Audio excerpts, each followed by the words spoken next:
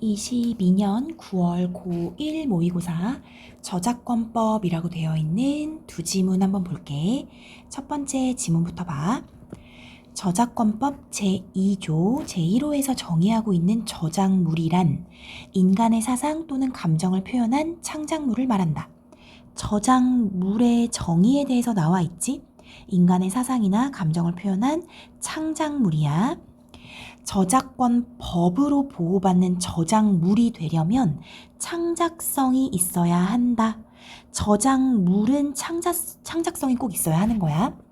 여기에서의 창작성이란 완전히 새로워야 한다거나 예술적 수준이 높아야 한다는 것이 아니라 완전히 새롭다 아니면 예술적 수준이 높다 이런 거 아니고 남의 것을 단순히 베끼는 것이 아니라 최소한의 개성을 담아야 함을 의미한다. 창작성의 의미에 대해서 얘기해주고 있지. 우연히 기존의 저작물과 유사하더라도 베끼지 않고 독자적으로 창작한 것이라면 저작권을 보호받을 수 있다. 내가 창작을 했는데 그냥 기존에 있던 거랑 유사할 수도 있잖아. 사람들의 생각이 비슷비슷하니까. 그렇다 할지라도 내가 그냥 베낀 게 아니야. 그냥 내가 창작한 거야 라고 하면은 저작권은 보호받는다 라고 얘기하는 거야. 얘들아 여기 괜찮아? 첫 번째 문단에서는 저작물에 대해서 그냥 얘기를 해주고 있는 거야. 우리 한번 정리해볼까? 1번 저작물이란 이렇게 정리를 한번 해볼게. 저작물이라는 것이 무엇이냐면 인간의 사상이나 감정을 표현한 창작물이다.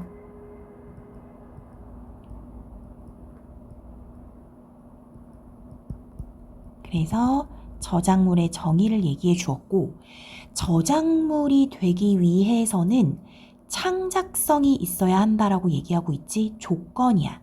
조건은 창작성. 그런데 여기서 말하는 이제 창작성이 무엇이냐가 중요한 게 되는 거야. 이 창작성이라는 것이 완전히 새로운 것이니? 완전히 새로움 이런 거 아니라고 했지. 완전히 새로워야 한다 이거 아니고 또 예술적 수준이 특별히 높아야 하는 거야? 그것도 아니라 그랬어. 예술적 수준이 특별히 높은 것? 그런 게 창작성을 의미하는 건 아니야. 그냥 뭐냐면 남의 것을 베끼지 않으면 되고 남의 것 안 베끼고 그냥 자신의 개성, 최소한의 개성을 담으면 되는 거래. 그래서 남의 것 안 베끼고 개성을 담으면 되는 거고 또 하나 뭘 얘기했냐면 우연히 기존의 저작물과 유사해. 그럴 수 있겠지. 우연히 기존의 저작물과 유사하면 그것은 저작권을 인정해줘 안 해줘? 해준다 그랬지. 우연히 기존 저작물과 유사해도 내가 베끼지 않고 창작한 것이라면 창작성을 인정해준다. 이게 이제 저작물에 대한 이야기야. 이해됐지? 두 번째 문단 볼게. 저작권 법상 원 저작물을 번역, 편곡, 변형, 각색 등의 방법으로 작성한 창작물을 2차적 저작물이라고 한다. 이거 괜찮니? 원래 저작물이 있는데 그걸 가지고 번역, 편곡, 변형, 각색 등으로 작성하면 2차 저작물이라고 한다는 거야. 이런 거 대표적으로 뭐가 있냐면 소설을 가지고 영화화 한다거나 이런 것들 있지. 웹툰을 가지고 영화화 한다거나 했을 때 소설이나 웹툰이 원 저작물이 되는 것이고 그것을 영화화시킨 이 영화가 2차적 저작물이 되는 거겠지. 이러한 2차적 저작물이 되려면 원 저작물을 기초로 하여야 한다. 당연하지. 원래 저작물을 기초로 2차적 저작물을 만드는 거겠지. 또한 원 저작물과 실질적 유사성을 유지하여야 한다. 실제적인 큰 틀은 똑같아야 한다는 거야. 이 말이 뭐냐면 소설을 기초로 하는 영화가 2차적 저작물이 되려면 영화의 사건 구성, 전개, 등장인물의 교차 등이 소설과 실질적 유사성을 유지하여야 한다. 기본 틀이 다 똑같아야 한다는 거야. 그리고 원 저작물에 사회통념상 새로운 저작물이 될 수 있을 정도의 수정이나 증감을 가하여 새로운 창작성을 부과하여야 한다라고 되어 있어. 그러니까 새로운 창작성 정도는 있어야 해. 실질적 유사성이 있지만 거기에 수정을 한다거나 조금 더하거나 빼거나 해서 새로운 창작성이 들어가야 돼. 우리 소설이 영화화된 거 보면 완벽하게 똑같진 않아. 조금씩 다르거든. 그게 새로운 창작성이라고 생각해주면 돼. 근대 소설을 현대 표기법에 맞도록 수정한 것은 원 저작물의 복제물에 가까운 것으로 2차적 저작물로 보기 어렵다. 예를 들어주고 있거든. 옛날 소설을 현대 국어 표기법에 맞도록 그냥 수정해. 그럼 이거 그냥 복제물이야. 그렇기 때문에 2차적 저작물 아니야. 반면에 소설을 원 저작물로 하여 이것을 각색한 후 영화로 제작하면 이것이 바로 2차적 저작물이다 하면서 예를 통해서 2차적 저작물이 무엇인지 설명해주고 있는 거네. 자, 그럼 여기도 정리해볼게. 두 번째, 2차적 저작물에 대해서 얘기해주고 있어. 2차적 저작물이 무엇이냐면 원 저작물이 일단 있어야 되는 거야.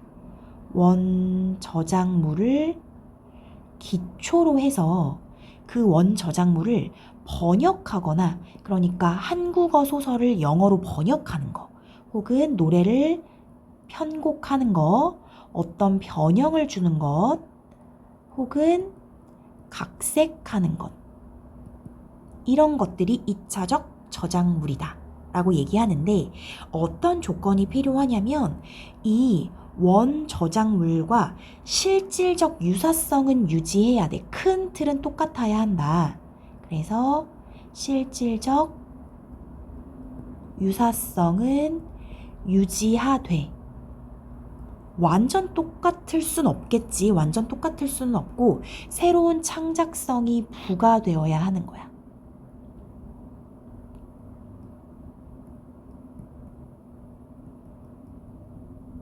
이것이 바로 2차적 저작물이고, 예를 들어주고 있어. 어떤 예를 들어주고 있냐면 근대의 소설을 그저 현대 맞춤법에 의해서 수정해. 현대 표기법. 요런 애는 2차적 저작물로 봐? 아니라는 거야. 이건 그냥 복제지 뭐. 그래서 얘는 아니고, 그럼 이런 건 된다라는 거네. 소설이 있어. 어떤 소설을 영화로 각색하는 거지. 소설을 영화로 각색하면 얘들아, 시나리오 자체를 다 다시 써야 되는 거거든. 그래서 얘네들은 이제 2차적 저작물에 들어간다. 그래서 2차적 저작물이 뭔지 알려줬어. 자, 개념 2개. 저작물 자체가 뭔지, 그리고 2차적 저작물이 뭔지, 이렇게 2개 알려준 거야. 3문단 볼게. 만약에 원 저작물을 떠올릴 수 없을 정도로 완전히 바뀌어버려서 실질적 유사성이 인정되지 않는다면 이것은 2차적 저작물이 아니고 원 저작물과는 전혀 다른 독립 저작물로 인정받을 수 있다.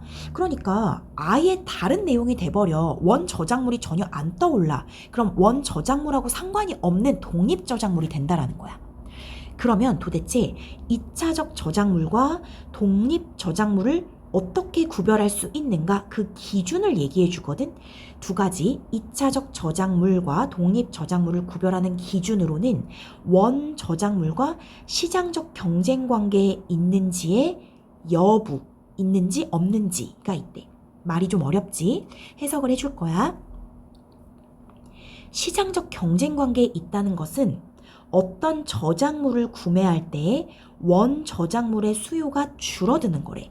내가 이 저작물을 샀더니 원 저작물은 사람들이 안 사. 이 말이 뭐냐면 원래 저작물을 우리가 소설이라고 해볼래?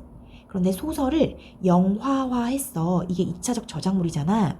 사람들이 영화를 보잖아? 그럼 소설을 좀 안 사는 거야. 왜냐면 영화의 소설의 내용이 다 들어가 있으니까.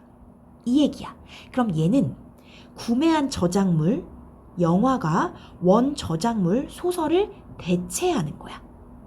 즉 일반적으로 2차적 저작물은 원 저작물과 시장적 경쟁 관계에 있다고 보는 거지. 이런 경우에는 시장적 경쟁 관계에 있다라고 보는 거야. 그럼 시장적 경쟁 관계에 있으면 2차적 저작물이 되는 거고, 반면 독립 저작물은 원 저작물과 시장적 경쟁 관계에 없어. 왜?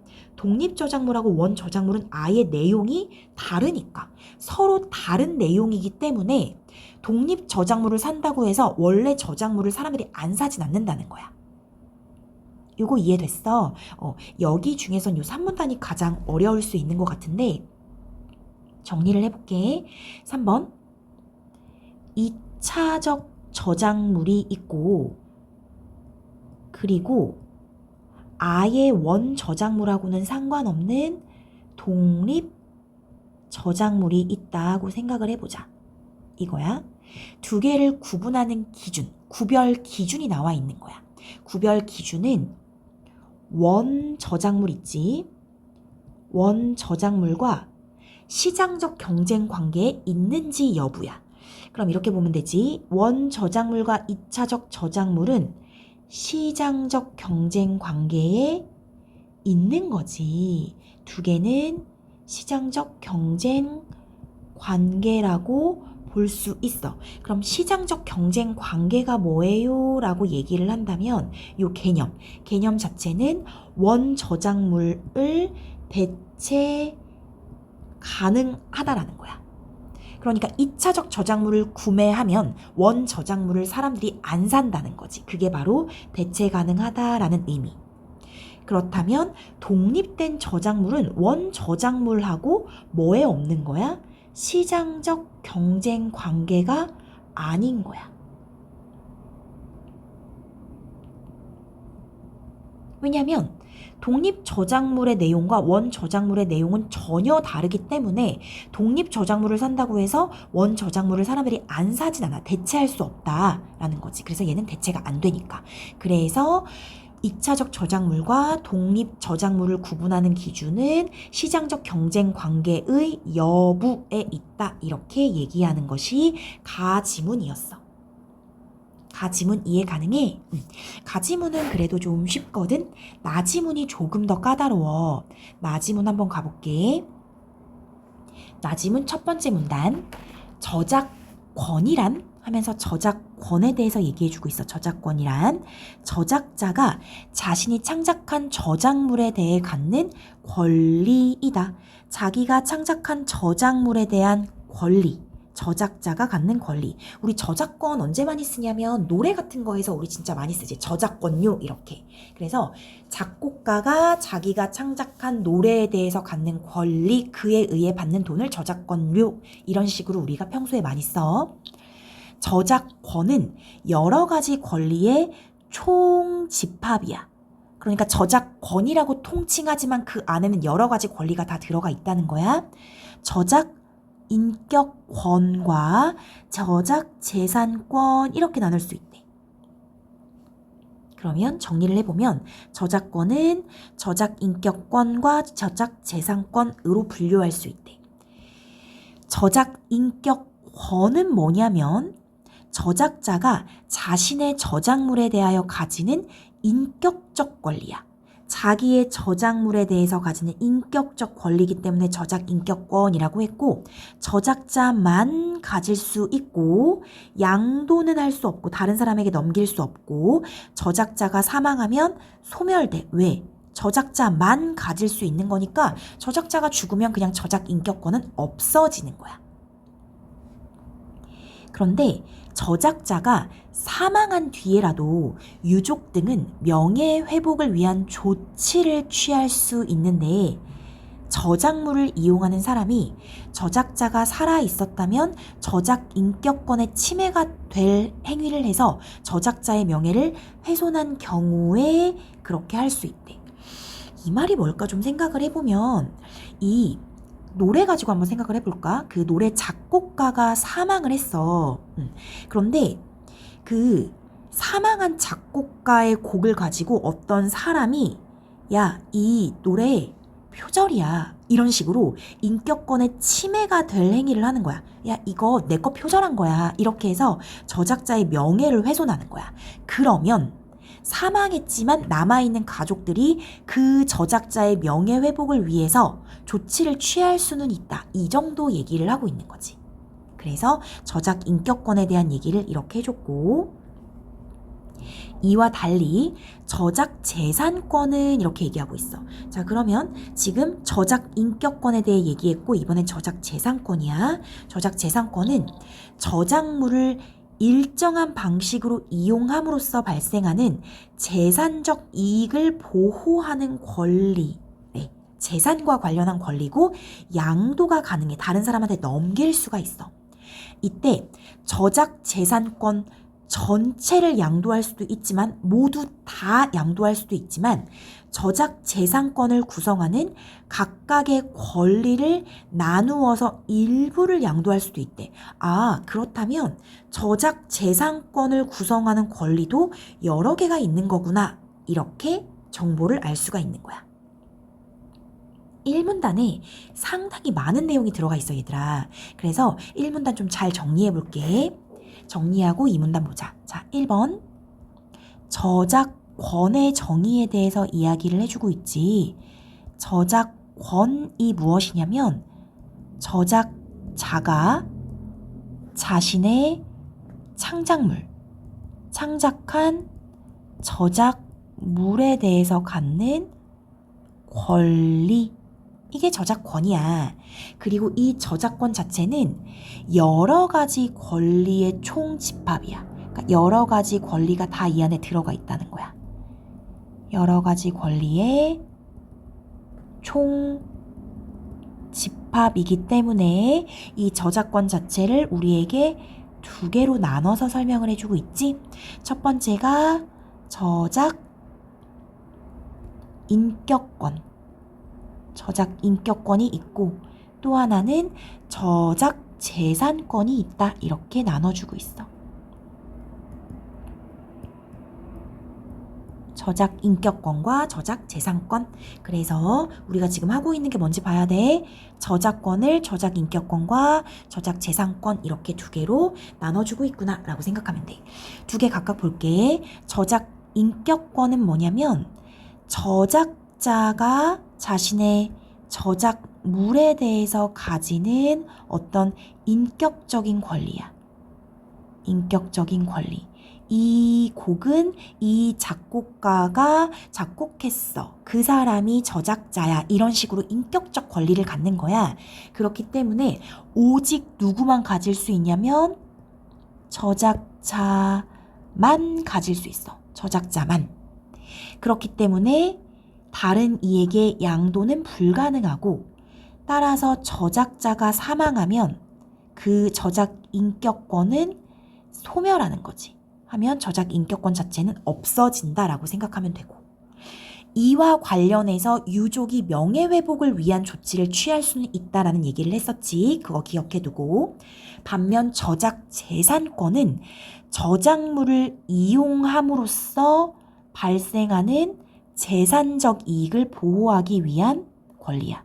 저작물로 인한 재산적 이익을 보호하기 위한 권리이고 얘는 양도가 가능해. 양도가 가능해. 그래서 이 두 개가 가장 다르지. 저작 인격권은 양도 불가능, 저작 재산권은 양도가 가능. 그런데 이 양도가 가능한데 좀 더 디테일하게 봐야 돼. 어떻게 봐야 되냐면 저작 재산권의 전체를 양도할 수도 있지만 일부만 양도도 가능해. 이 말인즉슨 저작 재산권도 여러 가지가 있다라고 알 수 있는 거야. 다시 이 말은 저작 재산권도 각각의 권리가 있다. 이걸 어떻게 정리하면 좋을까? 저작 재산권도 이렇게 각각의 권리, 각각의 권리들이 나눠져 있는데 그 중에 일부만 양도도 가능하고 이 각각의 권리를 전체 다 양도하는 것도 가능하다. 이렇게 알아두면 될 것 같아. 알겠지? 여기 좀 잘 봐주고. 자, 이 문단 갈게. 저작권 침해 사안은, 그러니까 저작권을 침해당했다라는 어떤 일들은 저작 재산권을 구성하는 권리 중 하나인 2차적 저작물 작성권과 관련되어 있는 경우가 많다. 자, 여기 잘 볼게. 아까 저작 재산권을 구성하는 각각의 권리라고 했는데 그 구성하는 권리 중 하나가 뭐가 있냐면 2차적 저작물 작성권이라는 게 있다라는 거야. 그러면 이 2차적 저작물 작성권은 어디에 속하는 거야? 저작 재산권에 속하는 거겠지. 저작 재산권 중에 하나가 2차적 저작물 작성권이다. 이렇게 생각하면 돼. 저작권법 22조에 의하면 저작자는 자신의 저작물을 원 저작물로 하는 2차적 저작물을 작성하여 이용할 권리, 즉 2차적 저작물 작성권을 갖는다. 이렇게 얘기했어. 2차적 저작물 작성권이 뭔지 알려주고 있지? 자, 이거 누가 갖는 거야? 저작자가 갖는 거야. 그러니까 내가 예를 들어서 얘들아, 소설을 저작했다고 해봐. 내가 소설을 썼어. 그럼 이 소설에 대한 저작권은 나에게 있잖아. 그 저작자인 내가 나의 저작물인 소설을 원 저작물로 하는 2차적 저작물, 뭐 영화나 연극이나 이런 2차적 저작물을 작성해서 이용할 권리가 나에게 있는 거야. 그게 2차적 저작물 작성권이라고 하는 거지. 그래서 만약 누군가 원 저작물의 저작자, 즉 원저작자라고 하는 거지. 그러니까 소설이라고 하면은 소설을 쓴 사람, 소설 저작자의 허락 없이 원 저작물에 의거해서 그 저작물과 실질적으로 유사한 저작물을 작성해서 이용한다면 그 사람은 원 저작자의 2차적 저작물 작성권을 침해한 게 된 거야. 요거 이해돼? 내가 소설을 썼거든? 그런데 어떤 사람이 나의 허락도 안 받고 내 소설을 가지고 영화를 만들었어. 그럼 이거 2차적 저작물이지? 그러면 허락을 안 받았잖아? 맘대로 이용했어. 그러면 소설을 쓴 나의 2차적 저작물 작성권을 침해한 게 되는 거야. 계속 읽어볼까? 저작권법 제5조 1항에 의하면 2차적 저작물 자체는 독자적인 저작물로서 보호를 받는데, 그러니까 어떤 사람이 소설을 토대로 영화를 만들었어. 그럼 이건 2차적 저작물이잖아? 그럼 이 2차적 저작물 자체도 저작물로 보호를 받는다는 거야. 그런데 원 저작자 허락 없이 작성된 2차적 저작물도 저작권법의 보호를 받을까? 라고 의문을 제기하고 있는 거야. 이 영화 만든 사람이 소설, 내 허락 안 받고, 나의 허락을 안 받고 그냥 영화를 만들어버렸어. 그럼 그 영화도 저작권법의 보호를 받을까? 받을 수 있다. 받을 수 있대. 즉, 원 저작자에게 허락을 받지 않아도 일단 2차적 저작물이 만들어지면 2차적 저작물의 저작권은 원 저작물의 저작권과는 별개의 권리로 보호를 받으며, 그러니까 2차적 저작물의 저작권은 영화 만든 사람에게 있을 거 아니야? 그러니까 보호를 받고 원 저작자, 즉 소설가의 허락이 있었는지 여부는 저작권 발생에 영향을 주지 않는다. 한마디로 된다라는 거야. 그럼 뭔가 불합리해 보이지? 자, 밑에 계속 읽어볼게. 다만 허락 없이 2차적 저작물을 작성해서 이용하는 것은 원 저작자의 권리를 침해한 거잖아. 그렇기 때문에 원 저작자는 자기 허락 없이 만들어진 2차적 저작물을 이용하지 못하도록 금지하거나 손해배상을 청구하는 등의 권리를 침해한 사람에게 자신의 권리를 주장할 수 있다. 어떻게 하겠다는 거야? 소설가가 그 영화 만든 사람에게 야, 너 내 허락 없이 만들었어? 그거 더 이상 못 써. 라고 금지하거나 아니면 손해배상, 돈으로 손해배상해줘. 이런 식으로 권리 주장할 수 있다는 거야. 따라서 2차적 저작물 작성에서 이용하려는 사람은 당연히 원 저작자의 저작권을 침해하지 않기 위해서 허락을 받는다는 거야. 허락을 받고 나서 만들어야 별 탈이 없다. 만약에 원 저작자가 2차적 저작물 작성권을 다른 사람에게 양도했어. 그러면 양도받은 사람에게 허락을 받아야 돼. 양도할 수 있나? 2차적 저작물 작성권이 뭐니까? 저작 재산권을 구성하는 권리 중 하나잖아. 저작 재산권은 양도 가능했잖아. 그러니까 양도했어. 양도 가능한 거야. 그러면 그 양도받은 사람에게 허락을 받아야 한다라고 얘기하는 거지. 여기 이해되니? 자, 그러면 정리를 좀 해볼게. 2번 두 번째로 뭘 얘기했냐면 2차적 저작물 작성권에 대해서 얘기를 했어. 2차적 저작물 작성권. 얘들아, 2차적 저작물 작성권은 일단 누가 갖는 거야? 누가 갖는 거냐면 원 저작자가 갖는 거야. 원 저작자. 저작자가 자기의 작품을 원 저작물로 하는 2차적 저작물을 작성할 권리가 있다라는 거지. 그래서 원래 저작자가 자신의 저작물을 2차적 저작물로 작성하여 이용할 수 있는 권리라고 생각하면 돼. 내 소설을 영화나 연극으로 만들 수 있는 권리가 2차적 저작물 작성권이야. 알겠지? 이렇게 생각해야 되고, 얘는 뭐 중에 하나였냐면 저작 재산권 중 하나야. 이거까지 좀 챙겨놔야 될 것 같아. 저작 재산권 중 하나이다. 알겠지? 저작 재산권을 구성하는 권리 중 하나이기 때문에 2차적 저작물 작성권은 양도가 가능하게 되는 거지. 따라서 다른 사람에게 양도가 가능한 권리가 되는 거야. 여기 됐지? 자, 그리고 나서 뭐라고 얘기하냐면 3번 2차적 저작물 자체에 대해서 얘기를 해주고 있거든. 2차적 저작물은 독자적인 저작물로서 보호를 받는데, 그러니까 얘는 저작물로 보호를 받아. 예를 들어서 소설을 토대로 영화를 만들었어. 그럼 영화를 각색한 사람이 그 영화에 대한 저작권은 보호받는다는 거야. 그런데 이런 의문을 제기하거든. 원 저작자의 허락이 없었어. 원 저작자의 허락이 없이 마음대로 영화를 만들었어. 그래도 저작권은 보호를 받는다. 그러니까 저작권이 인정이 된다라는 거야. 뭔가 근데 불합리해. 그럼 왜 불합리하게 느껴지냐면 허락을 안 받았잖아.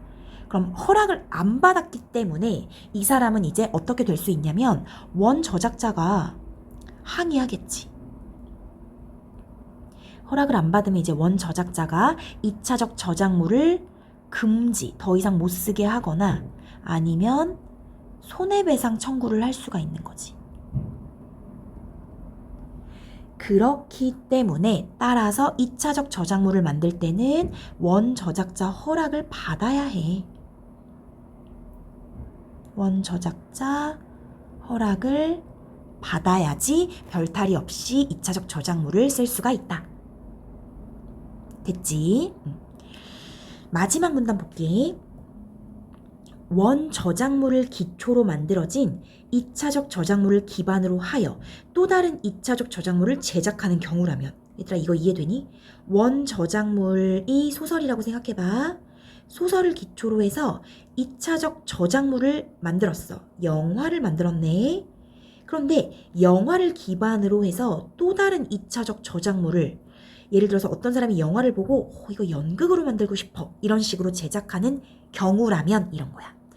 원 저작물의 2차적 저작물 작성권을 가진 사람의 허락까지 받을 필요가 있다. 즉 소설을 각색한 2차적 저작물인 영화를 기반으로 또 다른 2차적 저작물인 연극을 제작한다고 할 때 연극이 소설을 기반으로 창작된 것임을 부인할 수 없어. 그렇기 때문에 연극 제작하려고 하는 사람은 소설과 영화의 2차적 저작물 작성권을 가진 사람 모두에게 허락을 받을 수 있다. 받을 필요가 있다라는 건데 이거 무슨 말이냐면 소설의 2차적 저작물 작성권을 가진 사람은 누굴까? 소설가겠지. 영화의 2차적 저작물 작성권을 가진 사람은 누굴까? 영화를 각색한 사람이겠지. 그러니까 소설가랑 영화 각색한 사람 모두에게 저 이걸로 연극 만들어도 돼요 하고 다 허락받아야 된다는 거야. 상식적으로 이해가 되지?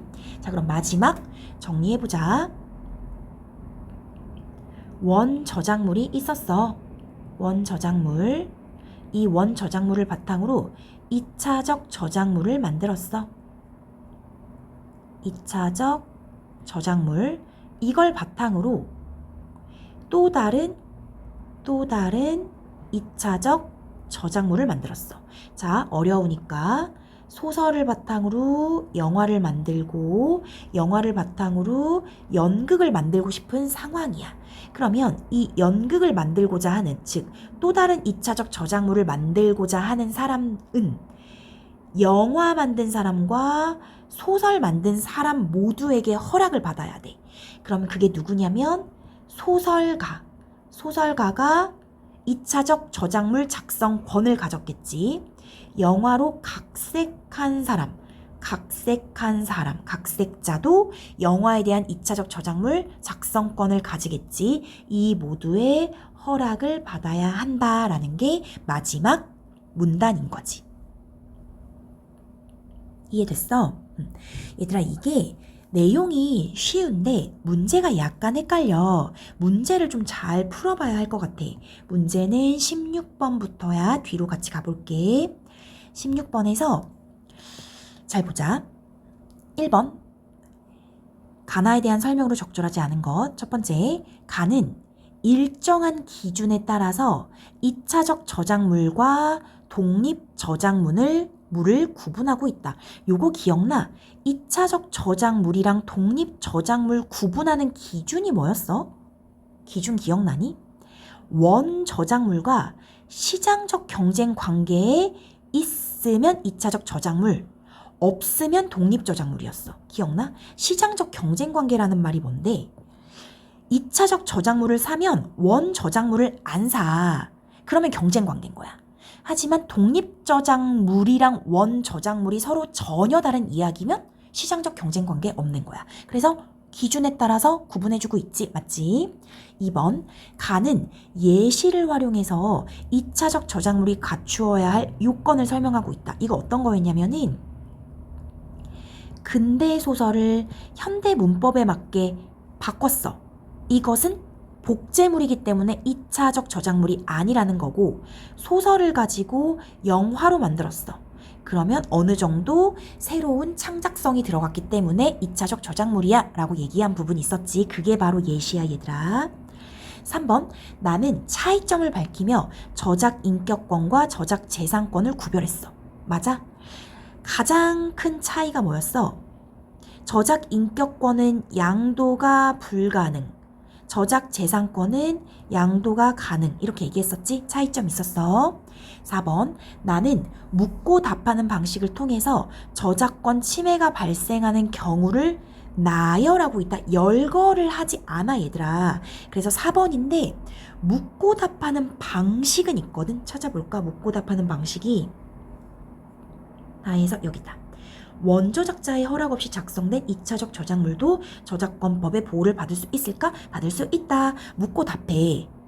그런데 이것은 그냥 한 번만 묻고 답한 거지 저작권 침해가 발생하는 경우 나열한 건 아니야. 그래서 답이 4번이야. 5번, 가, 나는 모두 법에 제시된 내용의 근거, 저작권법에 근거해서 2차적 저작물과 관련된 용어, 가는 2차적 저작물이 뭔지, 나는 2차적 저작물 작성권이 뭔지 얘기해주고 있었던 거야. 그래서 4번이 답이고, 17번 볼게.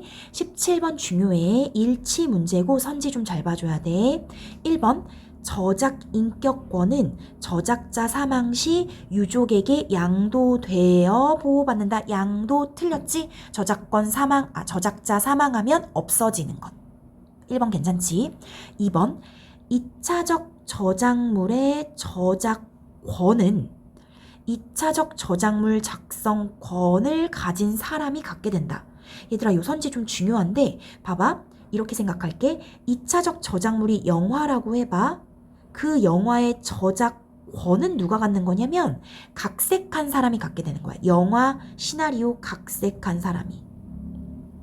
근데 2차적 저작물 작성권을 가진 사람은 누구냐면은 2차적 저작물은 소설, 원저작물이 소설이라고 해봐. 그러면 이 소설에 대해서 2차적 저작물 작성권을 가진 사람은 소설가야. 알겠지? 소설가가 자기 소설을 바탕으로 누군가 영화화를 했어? 그러면 그 영화의 저작권을 갖게 되는 거니? 아니지. 서로 다른 거야. 그래서 틀려. 요거 좀 잘 봐야 돼. 2차적 저작물 작성권 가진 사람은 원저작물의 저작자인데 그 2차적 저작물의 저작권은 2차적 저작물을 만든 영화 각색자가 갖게 되는 거야. 그래서 틀리다 해서 헷갈리니까 중요해. 이번 선지 잘 보고. 3번 원저작물을 수정한 것이라면 복제물에 가깝더라도 2차적 저작물로 간주할 수 있다? 복제물이면 2차적 저작물 안 됐잖아. 그 근대소설을 현대 맞춤법에 의거해서 바꾼다고 해서 2차적 저작물이라고 볼 수 없다 그랬지. 4번 다른 사람의 저작물을 베낀 것이 아니야. 그 저작물과 유사해. 그럼 저작권 보호를 받을 수 있었나 없었나? 있었지. 안 베꼈어. 근데 우연히 유사해. 그럼 저작권 보호 받는다고 했어. 5번 2차적 저작물 작성권은 2차적 저작물을 작성해서 이용함으로써 발생하는 재산적 이익을 보호하기 위한 권리이다. 얘들아, 이게 왜 맞냐면 저작물을 작성해서 이용함으로 발생하는 재산적 이익을 보호하기 위한 권리라고 하면 우리는 저작재산권이었어. 저작재산권. 그 저작재산권 중 하나가 2차적 저작물 작성권이거든. 그렇기 때문에 맞는 거야. 알겠지? 그래서 이 저작물을 통한 재산적 이익을 보호하기 위한 권리가 저작재산권이고 저작재산권 중 하나가 2차적 저작물 작성권이기 때문에 맞다라고 생각해줘야 돼. 그래서 17번 선지 정말 잘 봐줘야 돼. 중요해. 18번 갈게. 기억에서 디귿을 이해한 내용으로 적절하지 않은 것. 기억이 뭐냐면 얘들아 원저작물이야. 원저작물. 니은이 뭐냐면은 2차적 저작물. 그 다음에 디귿이 뭐냐면은 또 다른 2차적 저작물이야. 우리 그럼 좀 어려우니까 이렇게 생각할까? 소설을 원저작물로 해서 영화화 시켰고 그 영화를 보고 연극으로 만들었다. 이렇게 생각할 때 한번 보자. 1번 기억의 저작자와 기억의 저작자는 누굴까? 소설가. 니은을 작성하여 이용할 수 있는 권리를 가진 사람. 니은 영화를 작성하여 이용할 수 있는 권리를 가진 사람은 다를 수 있다. 얘들아, 이거 왜 다를 수 있지? 이게 니은이라는 게 이제 2차적 저작물이잖아. 2차적 저작물을 작성해서 이용할 수 있는 권리는 누구에게 있는 거냐면 원저작자에게 있긴 하거든. 원저작자. 그런데 왜 다를 수 있냐면 얘를 양도할 수 있어서 그래. 이 권리는 양도가 가능한 거지. 그러니까 이 소설가가 자기의 2차적 저작물 작성권을 양도해버렸어. 그러면 양도해버렸으니까 그 권리를 가진 사람이랑 원래 저작자는 다를 수가 있는 거야. 양도 가능하기 때문이다. 이렇게 생각을 해야 되는 거야. 그 다음에 2번 니은은 기억을 기반으로 창작된 것이다. 이거 너무 맞지? 영화는 소설을 기반으로 창작되었다. 맞고. 3번 니은과 디귿은 시장적 경쟁 관계에 있다. 이거 어떻게 보는 거냐면 니은이 이제 원 저작물이야. 그걸 바탕으로 2차적 저작물이 만들어진 거니까 시장적 경쟁 관계에 있는 거겠지. 4번 디귿은 기억과 실질적 유사성이 있다고 간주한다. 연극은 소설과 실질적 유사성이 있는 거잖아. 왜냐면 소설을 바탕으로 영화가 만들어졌고 그 영화를 바탕으로 연극을 만들어진 거니까 결국 뿌리는 소설이야. 그래서 실질적 유사성이 있다. 맞는 것.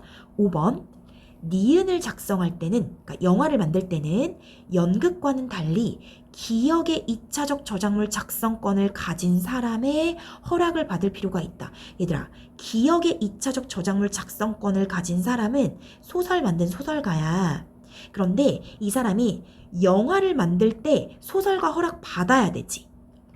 연극 만들 때 소설가 허락 받아야 돼, 안 받아야 돼? 받아야 되잖아. 달리가 틀린 거야. 우리 마지막 문단에서 얘기했었지. 연극 만들려고 할 때 소설가랑 영화 각색자 모두에게 다 허락을 받아야 된다. 그래서 달리가 틀렸다. 해서 18번도 중요해. 18번도 중요하고 여기 1번 선지 좀 어려우니까 잘 봐주면 되고. 그래서 17, 18번 공부를 좀 잘해줘야 될 것 같고. 19번 가를 참고해서 가의 이유를 추론한 것. 가가 뭔지 봐야겠다.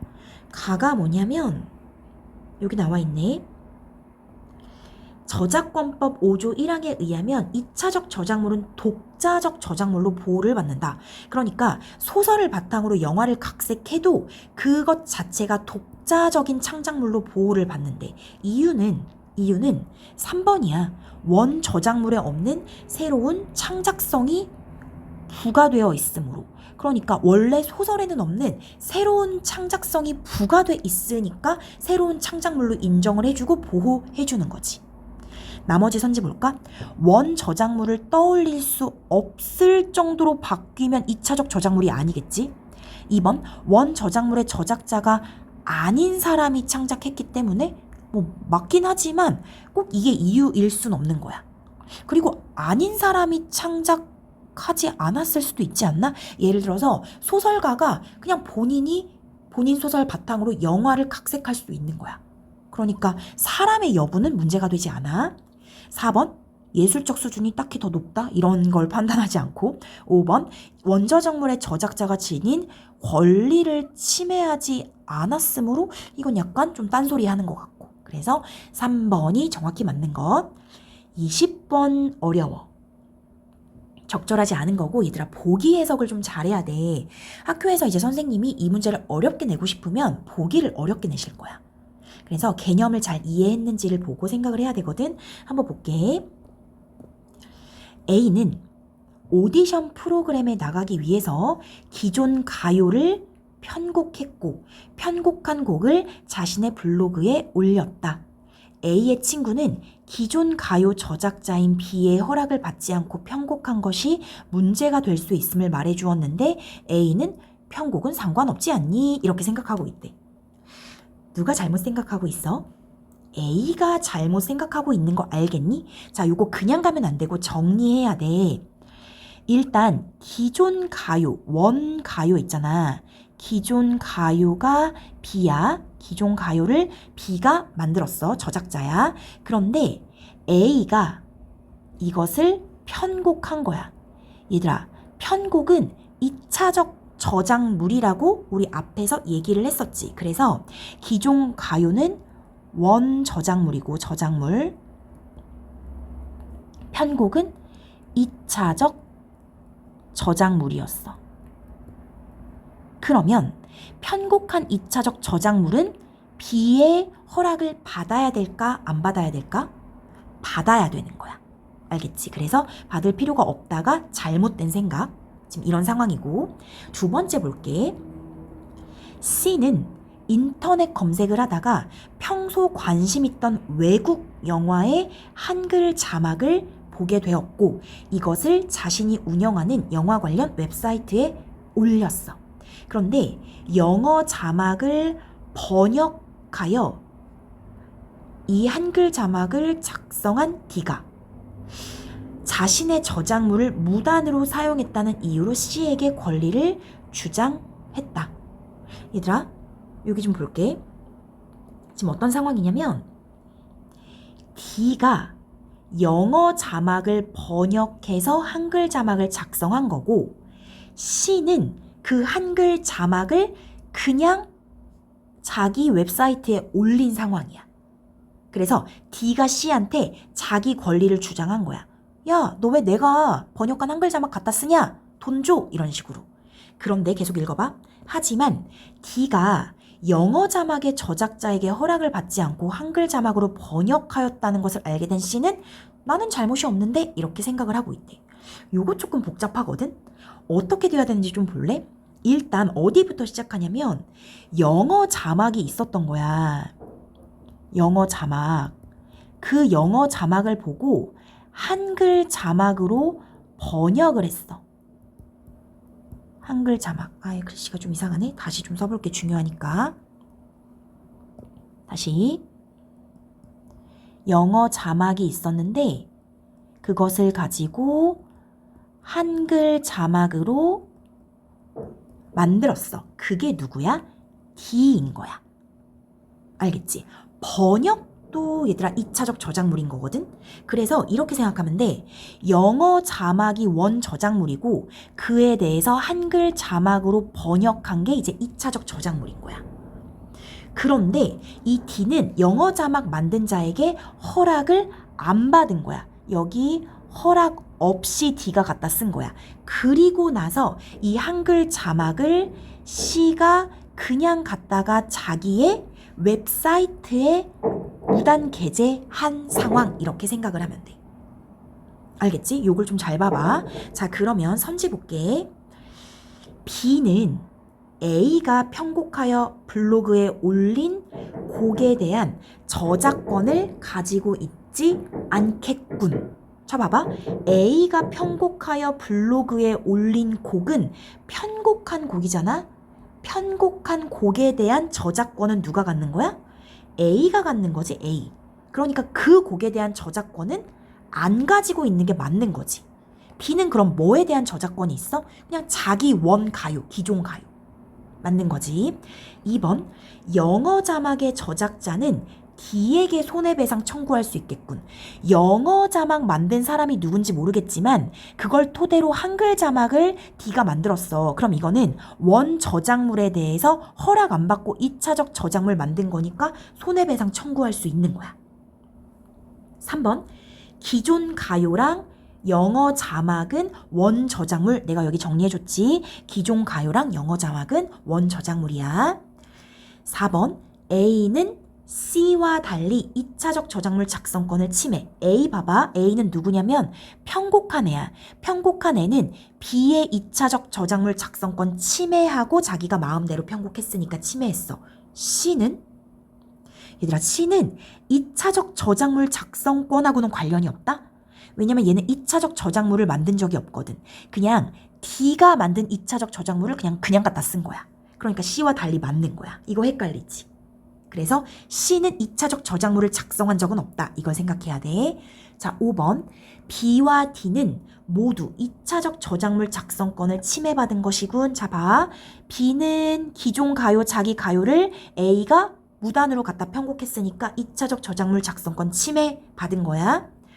D는 자기의 한글 자막을 누군가가 갖다가 2차적 저작물 만들었니? 안 만들었어. C는 어떻게 했다고? 그냥 갖다 쓴 거야. 그렇기 때문에 D는 2차적 저작물 작성권 침해받은 적이 없는 거야. 누군가 이 D의 한글 자막을 가지고 2차적 저작물을 만든 게 아니거든. 그래서 5번이 답인 거야. 어렵지? 보기에 있는 관계를 정확히 알아야 돼. 그래서 20번에 5번이야. 여기 공부 잘해줘야 돼. 보기 어렵게 변형시키면 정말 어려워.